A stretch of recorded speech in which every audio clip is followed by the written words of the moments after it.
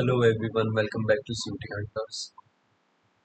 आज की वीडियो में हम बात करेंगे द एम्पायर के बारे में। रफली हम कवर करेंगे द पीरियड फ्रॉम 320 टू 558।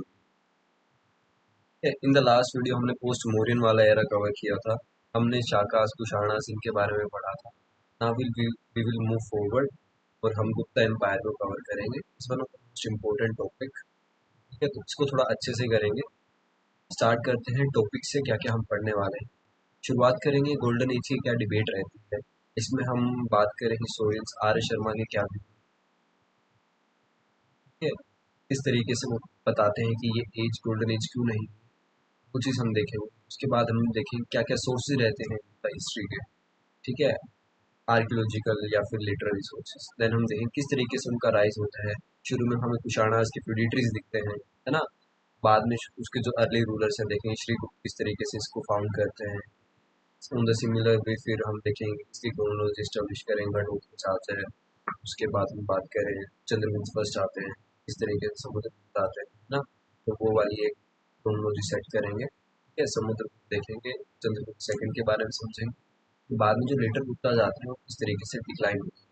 ठीक है, रफली यहाँ पे हम कवर करेंगे द पॉलिटिकल हिस्ट्री ऑफ दास। ठीक है, then we will move forward और देखेंगे किस तरीके का उनका एडमिनिस्ट्रेशन रहता है। है। इसके बाद हम फोकस करेंगे उनकी इकोनॉमी के ऊपर। Then we will focus on the society. Society is a very important topic. इसके अंदर हम वर्ण सिस्टम को समझेंगे, किस तरीके से डिक्लाइन होता है। Then we will study about the position of women, है ना। देन हम देखेंगे किस तरीके से जो पुरानी हिंदुज्म है उसका राइज होता है, रिलीजन, है ना। इन द सेम लाइन फिर हम लिटरेचर की बात करेंगे, एजुकेशन की बात करेंगे। इसको साइंस एंड टेक में जो डेवलपमेंट होती है इस पीरियड में, उस पीरियड की जो विशेषताएं हैं वो समझेंगे। आर्किटेक्चर के बारे में पढ़ेंगे, temple architecture to be precise हम कवर करेंगे। Then we will study about sculpture and the paintings. Then urban decay की जो डिबेट्स हैं, रिलीजन की डिबेट, वो पढ़ेंगे। ठीक है, स्टार्ट करते हैं हम एक ब्रीफ इंट्रोडक्शन से गोल्डन एज डिबेट।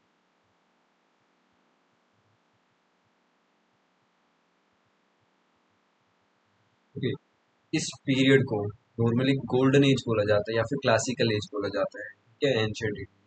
इसमें हमें दो हिस्टोरियन दिखते हैं। First one is the K P Jayaswal, the second one is R C Majumdar. ये दोनों हिस्टोरियन एक व्यू पॉइंट रखते हैं कि जो ये पीरियड है, इस पीरियड में, गुप्ता पीरियड में हमें क्या दिखता है, हमें पॉलिटिकल यूनिटी दिखता है। इससे पहले हमने देखा था कि छोटे छोटे फॉरेन इन्वेडर्स आए थे, ठीक, कुशान्स आए थे, शाकास आए थे, पालावास थे, है ना। इस पीरियड में हमें दिखता है कल्चरल कल्चरल हमें एक यूनिटी दिखती है, पॉलिटिकल यूनिटी यूनिटी दिखती है। इस पीरियड में हमें साइंटिफिक डेवलपमेंट दिखती है, साइंटिफिक एडवांसमेंट दिखती है। हमें हिंदू आर्ट एंड आर्किटेक्चर इस पीरियड में दिखता है। ठीक है, तो इस पीरियड को उन्होंने कहा this is a golden age, classical as है। ठीक है, बट जब ये थ्योरी आई, इसका अपोज करने के लिए हमारे हिस्टोरियन आते हैं दो। ठीक है, the first one is R S Sharma. जो आर एस शर्मा कहते हैं जो ये पीरियड है जिसको आप गोल्डन एज बोल रहे हो, क्या ये सही में गोल्डन एज का पीरियड है? क्योंकि अगर हम बात करें जो लोअर कास्ट है, ठीक है, इनका कितना ऑपरेशन हुआ इस पीरियड में, तो क्या उस ऑपरेशन ऑपरेशन को देखते हुए इस पीरियड को गोल्डन एज कहना सही है? क्या जो वुमेन का स्टेटस कम हुआ, that is a symbol of golden age?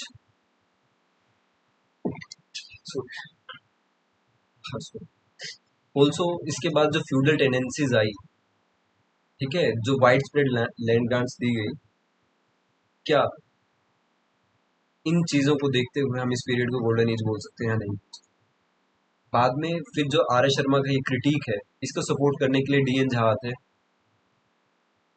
D N Jha आके बताते हैं किस तरीके के कास्ट रिजिडिटीज दिखती है, सोशल इनइक्वालिटीज दिखती है। वो बताते हैं किस तरीके से पुराण है, स्मृतिज है, उनके अंदर किस तरीके से इन चीजों का मेंशन किया गया है। ठीक है, तो इस पीरियड में हम यूनिवर्सल प्रोस्पेरिटी की बात करें तो उस चीज को क्वेश्चन हमारे डी एन झा में। ठीक है, हाल फिलहाल के कंसेंसस में देखें, मॉडर्न कंसेंसस की बात करें तो काफी इसमें हमें कल्चरल और इंटेलेक्चुअल अचीवमेंट्स दिखती हैं। ठीक है, स्पेशली फॉर द एलीट। ठीक है, जो टर्म है गोल्डन एज, इसको हम काफी ओवर सिंप्लीफिकेशन बोलेंगे क्योंकि ये मास्क कर देता है जितनी भी डीप सेटेड सोशल इनक्वालिटीज हैं उनको। बात करते हैं सोर्सेज के बारे में। प्राइमरली हम इसमें तीन सोर्सेज पढ़ेंगे। The first source is the literary sources, then foreign accounts जो रहते हैं, then archaeological sources. Literary sources की बात करें, फर्स्टली भी है पुराणास। ठीक है, पुराणास में भी मेनली वायु पुराण, विष्णु पुराण और मत्स्य पुराण। ठीक है, धर्मशास्त्र की बात करें, नारद समिति। ठीक है, देन भी है कालिदास के जो प्ले है अभिज्ञान शकुंतलम, मेघदूत। ठीक है, इसी में एक वत्सयान की हमें किताब दिखती है, दैट इज कामसूत्र। ठीक है, तो यहाँ से हमें गुप्ता हिस्ट्री के बारे में काफी पता चलता है। कुछ फॉरेन अकाउंट्स भी हैं, जैसे हम बात करें चाइनीज बुद्धिस्ट पिलग्रिम जो थे, दैट इज फाहिन। वो चंद्रगुप्त सेकंड के टाइम पे इंडिया विजिट करते हैं। वो अपना अकाउंट देते हैं, वो कि बताते हैं किस तरीके की हमारी सोसाइटी रहती है, क्या सोसाइटी में रिलीजियस टॉलरेंस होता है ना। साथ में वो एडमिनिस्ट्रेशन की बात करते हैं, किस तरीके का एडमिनिस्ट्रेशन होता है। ठीक है, बट एक बात देखें, जो फाहिन है किसी भी राजा का नाम मेंशन नहीं करते हैं ना। बात करते हैं आर्कियोलॉजिकल सोर्सेज के बारे में। प्राइमरली दो सोर्सेज हमें मिलते हैं। The first one is the inscriptions, the second one is the coinage. Inscriptions की बात करते हैं, जो इलाहाबाद प्रशस्ति है, इंस्क्रिप्शन है, दैट इज ऑफ समुद्रगुप्त। ठीक है, या फिर मेहरौली का जो आयरन पिलर है, ठीक है, इसके अंदर हमें नाम मिलता है चंद्र, जिसको हम चंद्रगुप्त सेकंड से आइडेंटिफाई कर सकते हैं। This is also one of PY. ठीक है, तो कॉपर प्लेट्स भी मिलते हैं, जिसके ऊपर लैंड ग्रांट्स के बारे में इंफॉर्मेशन हमें मिलती है। कोइनेज की बात करें, तो गोल्ड कॉइन्स हमें यहाँ मिलते हैं, जिनको दिनार बोला जाता है, काफी हाई क्वालिटी के मिलते हैं। प्लेइंग द वीणा, परफॉर्मिंग अश्वमेध, है ना, इस तरीके के रूलर्स हमें दिखते हैं जो ये चीजें कर रहे हैं ऑन दी कॉइन्स, है ना। काफी इंफॉर्मेशन मिलती है उनके टाइटल्स के बारे में, उनके अचीवमेंट्स के बारे में। उनका राइज देखेंगे, किस तरीके के अर्ली रूलर्स रहते हैं।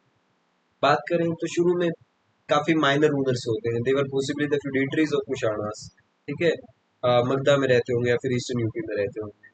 तो मेन शुरू में हमें दिखता है Srigupta, who is the founder of this dynasty, का टाइटल महाराज था। ठीक है, he the son of Srigupta is Ghatotkacha. ठीक है, उन्होंने भी टाइटल महाराज यूज किया।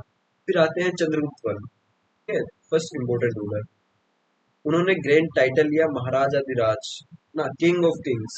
तो उन्होंने शादी भी की, मैट्रिमोनियल अलायंसेस किए विद द लिच्छवी प्रिंसेस, जो कुमार देवी। ठीक है, काफी पॉलिटिकल एक सिग्निफिकेंट मूव था, जिनसे उनकी पावर भी बढ़ी, उनकी प्रेस्टीज भी बढ़ी। हाँ, तो यहीं से हमें एरा स्टार्ट होता हुआ दिखता है, गुप्ता एरा जिसको। ठीक है, now come to Samudragupta, one of the most important ruler of this dynasty. बात करें, he was the son of Chandragupta first. ठीक है, काफी मिलिट्री की बात करें, काफी ब्रिलियंट मिलिट्री स्ट्रेटेजिस्ट था, आर्ट से काफी बड़ा पैटर्न था ना। उन्होंने कन्क्वेस्ट जो जो किए, उनकी जितनी भी इंफॉर्मेशन है, that is mentioned in the Allahabad की जो इंस्क्रिप्शन की बात करते हैं, दैट्स द प्रयाग प्रशस्ति। ठीक है, दैट इज जो कंपोज की थी हरिसेन। ठीक है, ये भी क्वेश्चन पूछा गया है। प्रयाग प्रशस्ति सबसे पहले तो किसकी है, समुद्रगुप्त। ठीक है, किसने बनाई, हरिसेन ने बनाई। ठीक है, कन्वेस्ट कहाँ कहाँ हुए, एज पर द इलाहाबाद प्रशस्ति, first one in the northern India and the southern India. ठीक है, नॉर्दर्न इंडिया में उन्होंने पॉलिसी की, that is of complete annexation. ठीक है, जिसको प्रशब्द धारण बोलते हैं। ठीक है, जिसमें उन्होंने नो किंग्स को हराया। ठीक है, दक्षिण पात की बात करें, तो वहां पे उन्होंने 12 रूलर्स को हराया। ठीक है, ग्रहण मोक्ष हो गए, ऐसी एक पॉलिसी थी, उन्होंने उनको फॉलो किया। कैप्चर करना है, लिबरेट करना है, उनको एज ए ट्रिब्यूट रीइंस्टेट कर देना है। ठीक है, फ्रंटियर स्टेट्स थे, ट्राइब्स थे। ठीक है, ये सबमिटेड हुए, ये सिर्फ ट्रिब्यूट पे करते थे। ठीक है, उनके टाइटल जो है समुद्रगुप्त के, दैट इज ऑफ लिच्छवी दोहित्र। ठीक है, he is the grandson of Lichchhavis, है ना। जो वी ए स्मिथ है, उनको कहते हैं ही is the Napoleon of India. उनकी जो मिलिट्री अचीवमेंट रहती है, that's why V A Smith, Vincent Adam Smith, उनको कहते हैं कि is the Napoleon of India. Patronage की बात करें, ही एक्म्प्लिश्ड पोएट एंड म्यूजिशियंस। ठीक है, उनके पोइम्स पे हमें दिखता है ही वाज प्लेइंग वीणा। उन्होंने टाइटल्स लिए कविराज, किंग ऑफ पोएट्स, अश्वमेध सेक्रीफाइस भी करते हैं। इट्स और होमवर्क की इनके कोइंस चेक करके आने, उनके फोटोज देखिए। ठीक है, टाइम के कोइंस काफी इंपॉर्टेंट है समुद्रगुप्त। ठीक है, then we have Chandragupta two, जिनको हम विक्रमादित्य के नाम से भी जानते हैं। The son of Samudragupta. इनके टाइम पे जो एम्पायर है अपने जेनिथ पे पहुंच गया था, क्योंकि इस टाइम पे उन्होंने काफी कन्क्वेस्ट भी किए थे और मैट्रिमोनियल अलायंसेस भी किए थे। ठीक है, उन्होंने जो वकटका किंग, उनसे अपनी बेटी जो प्रभावती गुप्ता है की शादी रुद्रसेन सेकंड से करवाई। ठीक है, क्रूशल अलायंस जो मिलता है हमें दक्कन। जो वेस्टर्न सत्रप है, उन्होंने जो लास्ट जाकर सत्रप किंग है दैट इज रुद्रसिम्हा सेकंड, उसको हराया और वेस्टर्न इंडिया को अनेक्स कर लिया। ठीक है, जितने भी रिच पोर्ट्स है जैसे बहरोच है जो गुजरात में है ना, तो उन सब के जितने भी पोस्ट है, पोर्ट्स है, उनका एक्सेस इन्हें मिल जाता है। टाइटल लिया विक्रमादित्य सन ऑफ वेलोर या फिर सकारी। सकारी यानी डिस्ट्रॉयर ऑफ शाकास, है ना।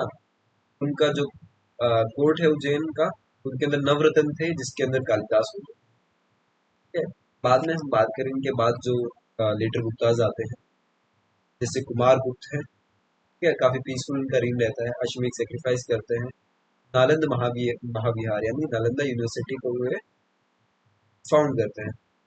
That's why he is also important. ये पॉइंट याद रखना। ठीक है, छोटे छोटे पॉइंट ही पूछ लेते हैं एक बार। Then we have Skandagupta, last great ruler है। ठीक है, जब हुनास का आक्रमण हो रहा था, ठीक है, तो उन्होंने उसको रिपेल किया था ना। तो इनका जो फीट है वो मेंशन किया गया है जो बितारी का भी डिस्क्रिप्शन है उसमें। डिक्लाइन की बात करें स्कंदगुप्त के बाद जो बार बार हुन के इन्वेजन, तो उसकी वजह से हमें काफी का डिसइंटीग्रेशन दिखता है। साथ में ही जो कुछ फ्यूडरीज है जैसे मुखारीज हैं, पुष्यभूतिस हैं, ठीक है, इनका भी राइज आउट होते हुए हमें दिखता है। तो that also become a concern for the Guptas, and वहीं से रिवेन्यू भी हमें कम दिखता है। तो यहीं से धीरे धीरे का डिक्लाइन शुरू होता है। एडमिनिस्ट्रेशन की बात करते हैं चारों लेवल पे। अगर मौर्यंस के साथ कंपेयर करें तो इनका जो एडमिनिस्ट्रेशन काफी ज्यादा हमें डिसेंट्रलाइज दिखता है।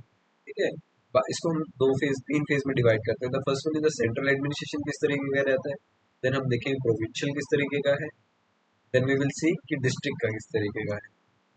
ठीक है, जैसे आज सेंट्रल सेंट्रल लेवल पे कैसे, स्टेट लेवल पे कैसे, या फिर डिस्ट्रिक्ट लेवल पे कैसे, इस तरीके से समझते हैं।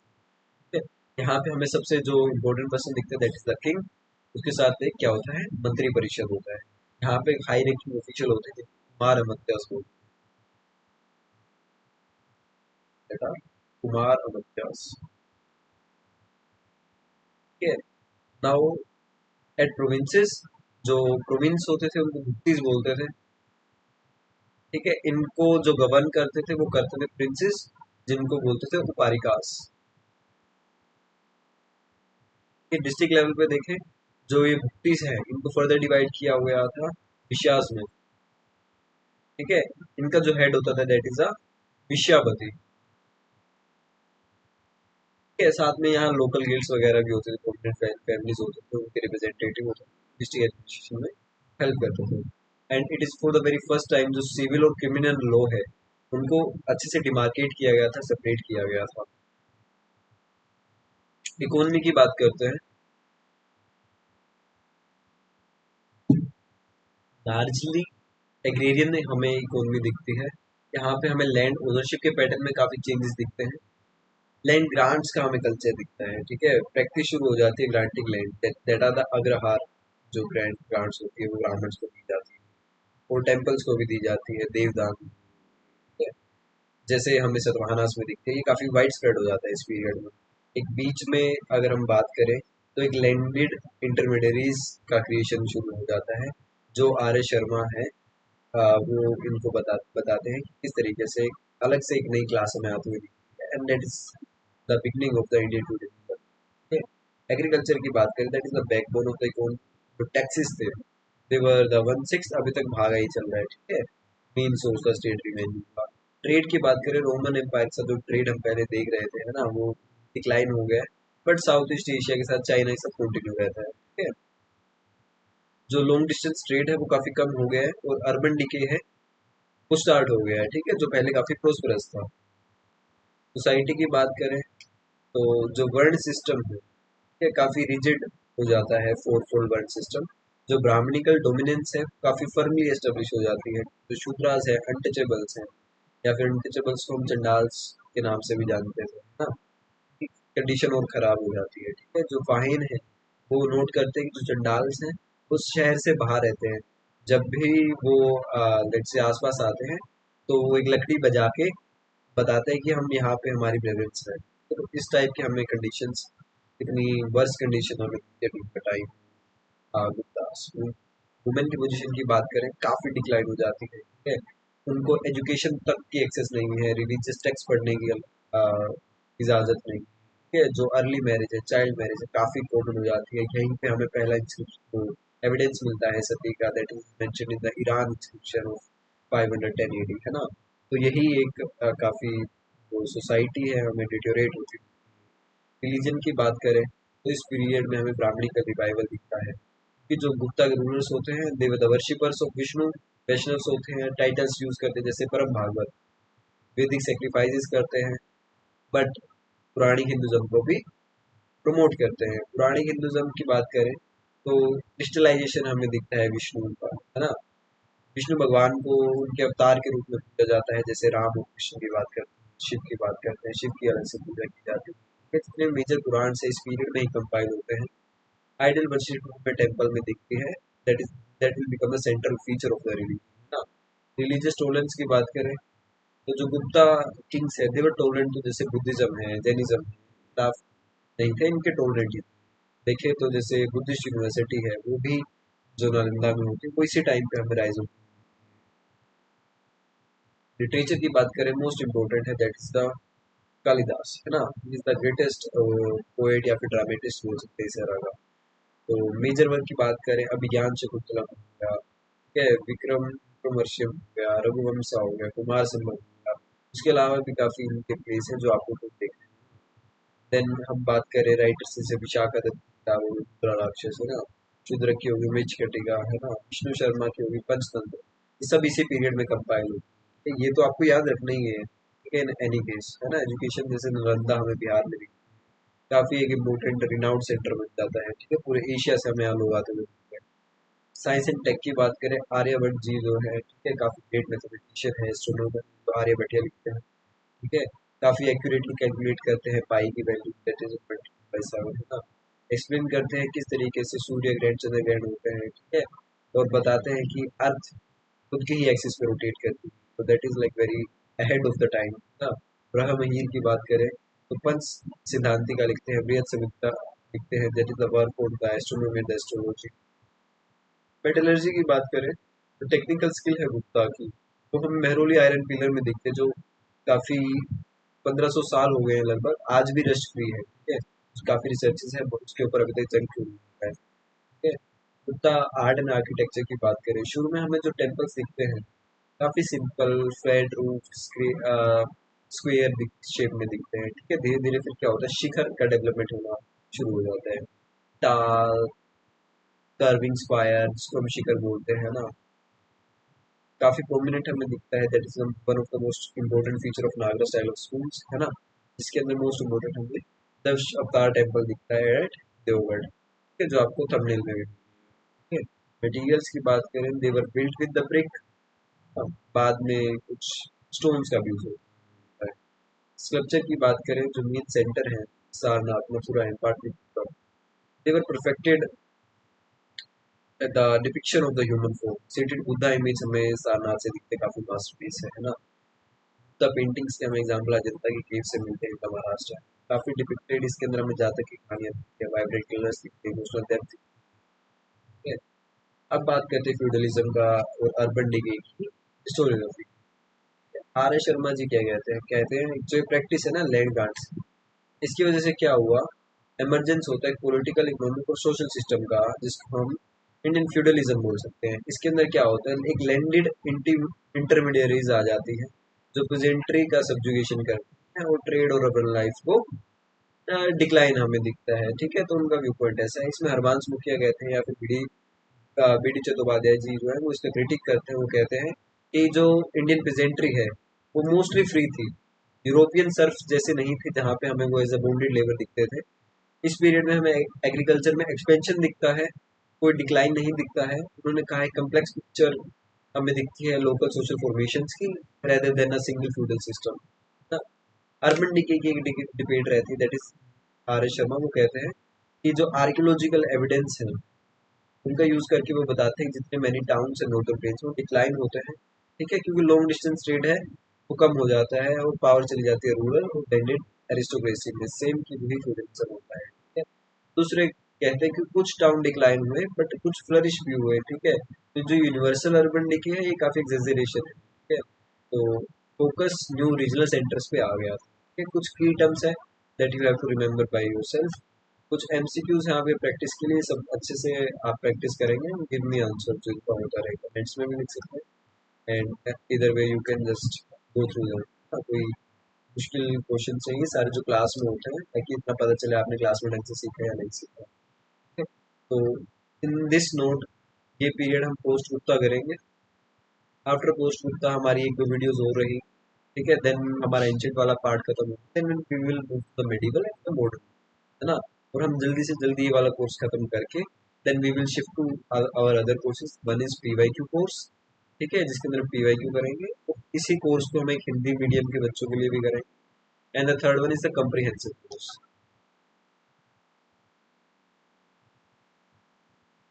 जो ये कम्प्रीहेंसिव कोर्स रहेगा, this will be a very detailed course. इसके अंदर लेट्स से हम एक पॉइंट पढ़ रहे हैं, लेट्स से हम हिस्टोग्राफी का ये पॉइंट पढ़ रहे हैं, we will go through this point like very deeply. हम हर एक पर्सपेक्टिव, हर एक एंगल देखेंगे। इसके अंदर हम अच्छे से देखेंगे किस तरीके से वो पॉइंट हमें पीवाईक्यू में काम आएगा, किस तरीके से आगे हमारे वो सीयूटी पीजी में काम आएगा, प्लस क्या वो हमारे यूजीसी नेट में भी काम आ सकता है या नहीं आ सकता है। ऑल्सो बात करें इस कोर्स के बारे में, तो it will be a very elaborate course. हमारी लाइव क्लासेस रहेंगी। You can raise your any doubt in between the class. जो भी आपका डाउट रहेगा क्लास में लाइव आपका क्लियर होगा। ठीक है, तो आपके डाउट्स भी क्लियर रहेंगे। And this is like very reading course. Last year मैंने भी ये कोर्स कराया था। ठीक है, around I go 20+ sections in DU and JN. ठीक है, क्योंकि लास्ट ईयर क्या था, there were very limited person जिनको मैंने इनरोल किया था। तो मेरा क्या रहता है कि I believe in like one two one mentorship. मैंने जितने बच्चे पढ़ाए मैंने सबका सिलेक्शन कराया। मुझे ये नहीं था कि किसी बच्चे का नहीं हो रहा तो मुझे उसके लिए काफ़ी बुरा लग रहा है। ठीक है, मेरी जिम्मेवारी बनती है कि अगर मैं आपको पढ़ा रहा हूँ तो इट्स माई ड्यूटी। बहुत से बच्चों का जिनको यही नहीं पता था कि कट ऑफ कैसे आती है, तो ये नहीं पता था कि how to like move up rounds क्या होते हैं। ठीक है, ये सब चीज़ें उनके एड्रेस करना दैट इज़ माई ड्यूटी, है ना। और ये कोर्स आपको ना मेरी वेबसाइट के थ्रू मिलेगा। ठीक है, क्लासेस हमारी गूगल मीट पे रहेंगी, तो मेक श्योर आप साइट भी चेक करते रहें। साइट का लिंक आपको डिस्क्रिप्शन में भी मिल जाएगा। ठीक है, प्लस अगर आप व्हाट्सएप पे हो तो I will send it on WhatsApp group and Telegram as well. तो प्लीज़ गाइस स्टे कनेक्टेड। हम नेक्स्ट मंथ इस कोर्स को लॉन्च करने वाले हैं। तो let's prepare for the best and let's hope कि हम सबका आप सबका सिलेक्शन हो and you will go to your dream university. Thanks for watching this video.